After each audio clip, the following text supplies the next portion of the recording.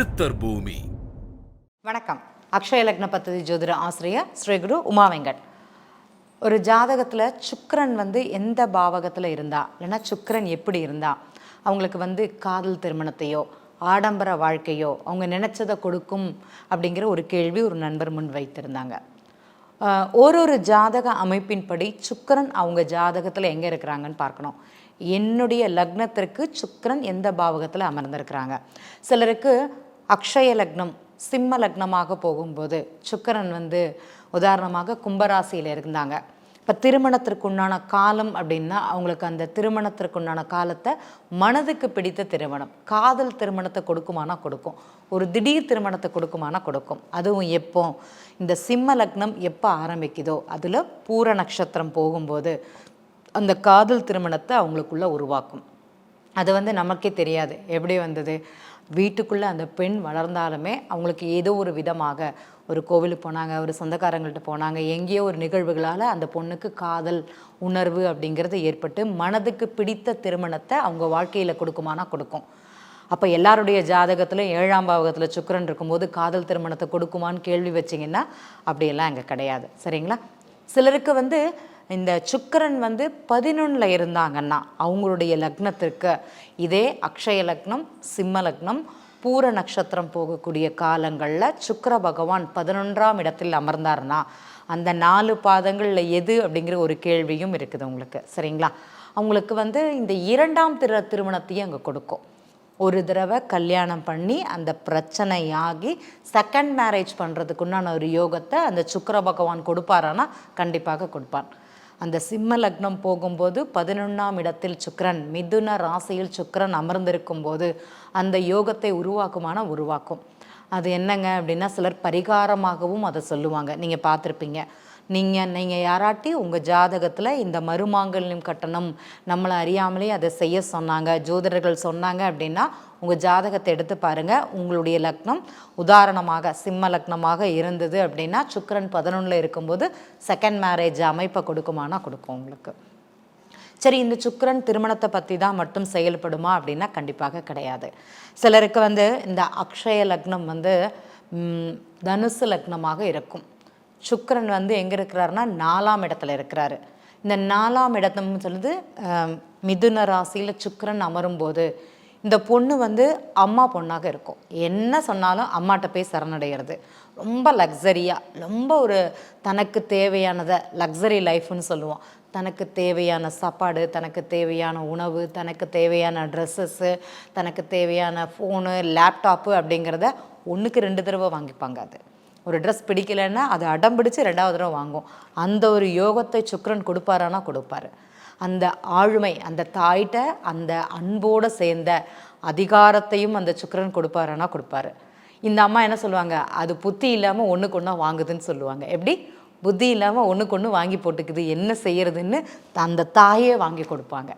இது நடக்குமானா கண்டிப்பாக நடக்கும். நிறைய ஜாதகங்கள் நீங்கள் எடுத்து பாருங்களேன், அந்த அம்மாவே அந்த ரீசனுக்கு காரணமாக இருப்பாங்க. நம்ம வீடுகளில் இது பழக்க வழக்கங்களாக இருக்கும். ஆனால் கிரகங்களாக பார்க்கும்போது, நட்சத்திரங்களாக பார்க்கும்போது அந்த கிரகத்தை அந்த வேலை செய்யாமல் இருக்காது. ஒரு ஃபோன் வாங்கிட்டு அதை உடஞ்சிருச்சு, இன்னொரு ஃபோன் வேணும், இல்லைனா இன்னொரு லேப்டாப் வேணும். ஒரு லேப்டாப் வாங்கியிருப்பாங்க, எனக்கு ஒரு டேப் வேணும். ஒரு ஃபோன் வாங்கியிருப்பாங்க, எனக்கு நோட் பேட் வேணும்.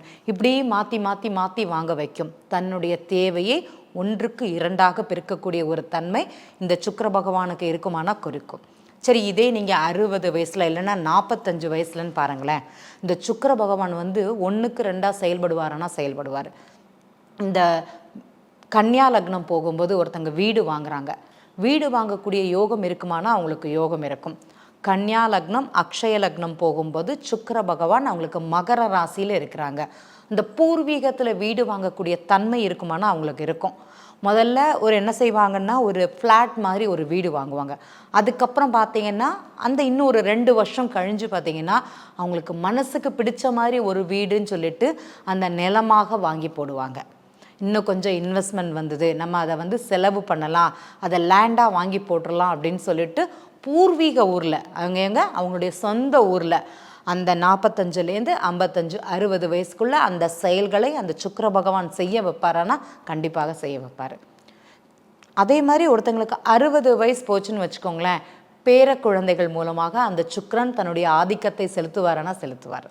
நிறைய இன்வெஸ்ட்மெண்ட் பண்ணியும் 1க்கு 2 அந்த சிம்ம லக்னமாக போகும்போது சுக்கிரன் வந்து மேஷராசியில் சுக்கிரன் இருந்தார்னு வச்சுக்கோங்களேன், தன்னுடைய மகன் அப்படிங்கிறத விட அந்த பேர குழந்தைகள் மேலே அதிகமான கவனம், ஆசை, அக்கறை அப்படிங்கிறது அவங்களுக்கு இருக்கும். தன்னுடைய சொத்தை என்ன பண்ணுவாங்க, அந்த குழந்தைகளுக்கு எழுதி வச்சுருவாங்க. என் மகனுக்கு கிடையாது, என் மகன் காலத்திற்கு பிறகு என் பேரன் இந்த இதை வந்து பயன்படுத்தலாம் அப்படின்னு நாங்கள் பார்த்துருக்கோம். என்னங்க இது அப்படின்மா, ஆமாம் அந்த பிள்ளைகள் கொடுத்தா செலவழிச்சிரும், பேர குழந்தைகளுக்கு நாளைக்கு பயன்படட்டும்னு சொல்லிட்டு அதை எழுதி வச்சிருவோன்னு சொல்லுவாங்க. அது நடக்குமானா கண்டிப்பாக நடக்கும். இந்த சுக்கிர பகவான் ஒரு ஜாதகத்தில் எந்த மாதிரி வேலையை காட்டுவார் அப்படிங்கிறது அவருடைய ஒரு லீலைன்னு சொல்லலாம். ஆனால் நன்றாக இருந்தால் மட்டும்தான் இந்த செயல்களை செய்வார். இதே இது சுக்கிர பகவான் ஒருத்தங்களுக்கு அக்ஷய லக்னம் சிம்ம லக்னம் செல்லும்போது கன்னியா லக்னம் செல்லும்போது சிம்ம ராசியில் சுக்கிரன் அமர்ந்தார்னா கொஞ்சம் பிரச்சனைகளுக்குரிய காரணமாக இருக்கும். அதுவும் வந்து திருமண உறவில் இந்த பிரச்சனைகளை கொடுக்குமானா கண்டிப்பாக கொடுக்கும். அதுவும் வெளிநாட்டில் வாழக்கூடிய நண்பர்களுக்கு அந்த வெளிநாட்டுக்கு போனால் கூட தன்னுடைய தேவைகளை சேமிப்பாக இருக்குமே தவிர இன்றைக்கு நான் வாழக்கூடிய வாழ்க்கைங்கிறது வெறும் ஒரு ஜடமாகத்தான் இருக்கும் அப்படிங்கிறது சொல்லலாம். இந்த ஒரு தன்மையும் சுக்கிர பகவான் கொடுப்பாரானா கொடுப்பாரு. என்னுடைய லக்னத்திற்கு அக்ஷய லக்னத்திற்கு சுக்கிர பகவான் எந்த இடத்துல இருக்கிறாங்க அப்படிங்கிறத பார்க்கணும். அவர் சுக போகங்களை தரப்போகிறாரா, நிறைந்த திருமண வாழ்க்கையை தரப்போகிறாரா, மனதுக்கு பிடித்த திருமணம், காதல் திருமணத்தை தரப்போகிறாரா அப்படிங்கிறத உங்களுடைய அக்ஷய லக்னத்திற்கு சுக்கிர பகவான் எந்த இடத்துல அமர்ந்திருக்கிறாரு அப்படிங்கிறத வைத்து மட்டுமே நிர்ணயம் அப்படிங்கிறது சொல்லிக்கிறேன்.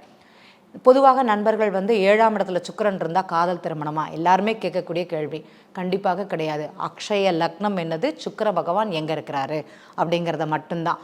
இந்த மேஷ லக்னம் அக்ஷய லக்னம் செல்லும்போது அந்த பரணி நட்சத்திரம் போகும்போது 7ஆம் இடத்துல சுக்கிரன் இருந்தால் காதல் திருமணத்தை கொடுப்பாரு, அதில் மாற்றம் கிடையாது.